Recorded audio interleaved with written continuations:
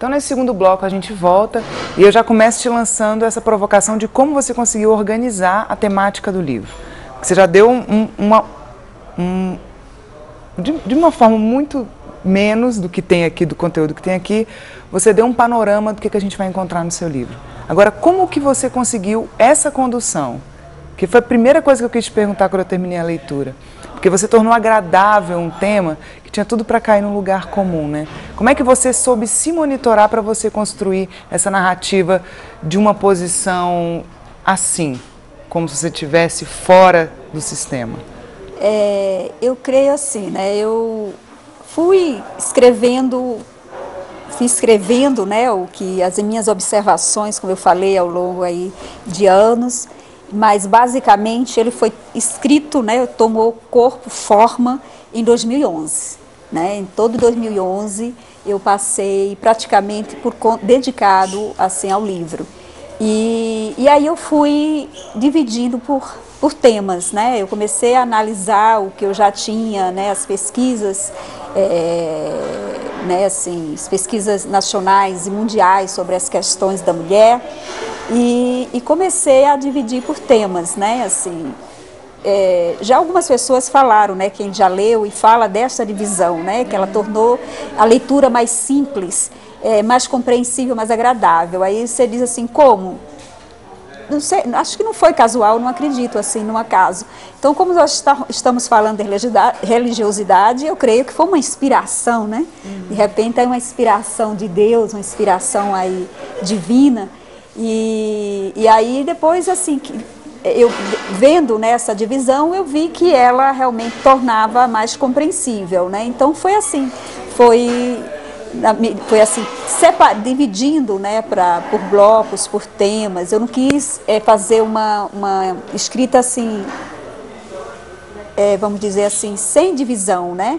Até porque eu acho isso, quando eu pego um livro assim que não tem capítulos, temas, né, assim, fica um pouco chato, né, assim, torna o livro mais, você lê, aí para, e aí quando você começa por tema, você quer ler, pelo menos aquele tema você quer ler todo, né, mas já instiga a próxima leitura. Então foi por aí, né, assim, e alguns capítulos vieram depois, por exemplo, o capítulo que fala sobre a política, sobre o poder. Mulheres na política. Mulheres na política. E aí você faz um levantamento muito mundial, denso.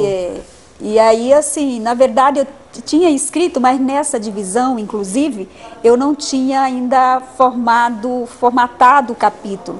E eu mandei o esboço desse livro para duas amigas, né, que Mato Grosso, elas estão aí, que é a juíza Mina Haddad e a promotora de justiça Lindinalva Dalla Costa, que são especialistas em mulheres, né? Então eu mandei até para, como, né, a gente tem muita coisa em comum e até por seres especialistas eu queria a leitura de outras pessoas, né? E aí a Lindinalva disse, você está esquecendo da questão política. Eu ainda não tinha colocado no esboço, apesar de já ter uma pesquisa feita. E aí veio lembrar isso, e aí eu formatei esse capítulo que tem coisas muito curiosas, né? Por exemplo, a questão do direito ao voto. No Brasil, a mulher ganhou o direito ao voto em 1932, né? E mesmo assim ainda com algumas restrições. Mas que eu não sabia, e eu creio que muita gente não sabe, é que a mulher, antes mesmo da oficialização do voto no Brasil, a mulher nós tivemos uma mulher prefeita no Brasil, antes mesmo de ser oficializado o voto no Brasil. Em 1927, o então deputado federal do Rio Grande do Norte, né, Juvenal Lamartine, ele, quando se lançou a governador do estado, ele, na plataforma política, né, ele fez essa questão das mulheres. Ele trouxe ao debate e disse que assim, a Constituição Federal, na época, não proibia a mulher de votar e ser votada. Então, no mesmo ano, ele já começou a listar mulheres para votar nele. E no ano seguinte, com a ajuda dele, Alzira Soriano, no município de Laje, no Rio Grande do Norte, foi eleita prefeita. E isso me chamou muita atenção, né?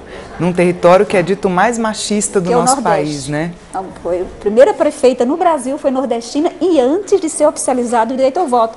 Outra coisa interessante foi a primeira mulher faraó da história, né? Então, assim, e que ela marcou a sua época, marcou o Egito, né, foi a primeira mulher faraó, e que, segundo a história, foi uma época de grande prosperidade no Egito.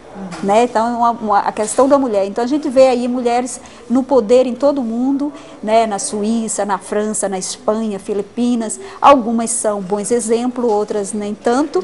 Que assim é a humanidade, homens e mulheres, né? A mesma coisa. Do gênero, isso, né? Nós temos a primeira mulher presidente no Brasil, né? Dilma Rousseff, e este é considerado, dito inclusive por ela mesma, pela nossa presidente, que é a década da mulher. Então, nós temos a questão da Bíblia, quando a gente voltando à Bíblia, quando esse livro cita assim, aproximadamente 90 mulheres da Bíblia, ou seja, a Bíblia não é machista, né? E eu não tinha ideia da vastidão, porque tem mulheres profissionais, tem mulheres... estadistas, né? E saem da mulher, né? Da figura de Maria, que eu acho que são os mais populares. A gente não conhece em profundidade esses perfis. E você traz um levantamento muito rico, né? Você já sabia? Qual foi a sua primeira impressão quando você terminou essa leitura? Te surpreendeu? Você também foi conhecer?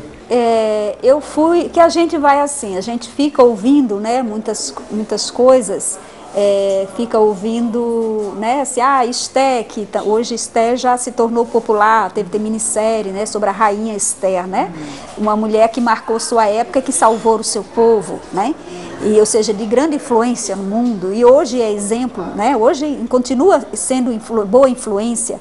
Então nós temos, se fala muito de Ruth, né, que já teve também a minissérie, que não era israelita, não fazia parte do povo hebreu e aí conquistou o seu espaço e foi bisavó do rei Davi, do grande rei Davi, e está na genealogia de Cristo, de Jesus, né? Então, assim, nós temos a Ana, e aí a Débora, né? Então, assim, algumas mulheres realmente que eu nunca tinha escutado falar, não conhecia com a profundidade, né? Depois que vai ler a Bíblia, a gente vai conhecendo. A própria Bíblia diz que, assim, o meu povo, né, a humanidade peca por não conhecer as Escrituras, né? Ou seja, erra por não conhecer as Escrituras. E assim, então a gente não, assim, as pessoas, a maioria dos cristãos não conhece a Escritura, ou seja, o livro dos cristãos. Fica na superfície, né? Fica na superfície do que os outros falam. Muitos ditados populares, né, vêm da Bíblia, né? Então, assim, algumas me surpreenderam, né? E outras, assim, eu já conhecia mesmo que superficialmente. Mas, assim, uma que me chamou muita atenção foi Débora. Débora, nos tempos de hoje, ela seria presidente ou uma rainha, né? Ou primeira-ministra, eu acho que era rainha ou presidente, porque ela era quem comandava o povo de Israel. Na época de juízes, ou seja, do patriarcado, né?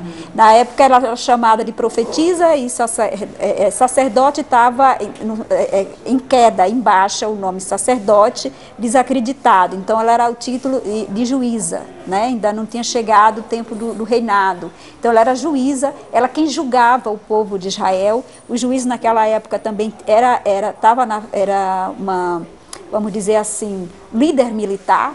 Então ela estava na frente de exército, era a época de grandes batalhas inclusive sangrentas, e ela estava na frente, era estrategista militar, ela comandava o povo, ou seja, homens e mulheres, né? E ela julgava o povo.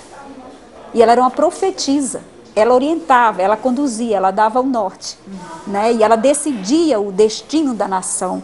Então, assim, uma grande mulher, numa época né, assim, de patriarcado mesmo, de machismo, né? De, assim, mulher não podia ler, estudar, mulher não podia isso, ou seja, muitas restrições, porque foi desde o início, né, da queda de Adão e Eva, né? E assim a gente vê progressivamente que a mulher foi perdendo os seus direitos e depois de muitas lutas a mulher vem sendo restituída nos seus direitos que lhe foram tomados, né? Porque ela sempre teve esse direito de igualdade com o homem, porque é o oposto complementar. O livro ele não é feminista, né? Eu não sou feminista, não é. É um livro histórico, mas que traz a questão religiosa, a visão da Bíblia, a visão, vamos dizer assim, de Deus sobre as questões da mulher, né?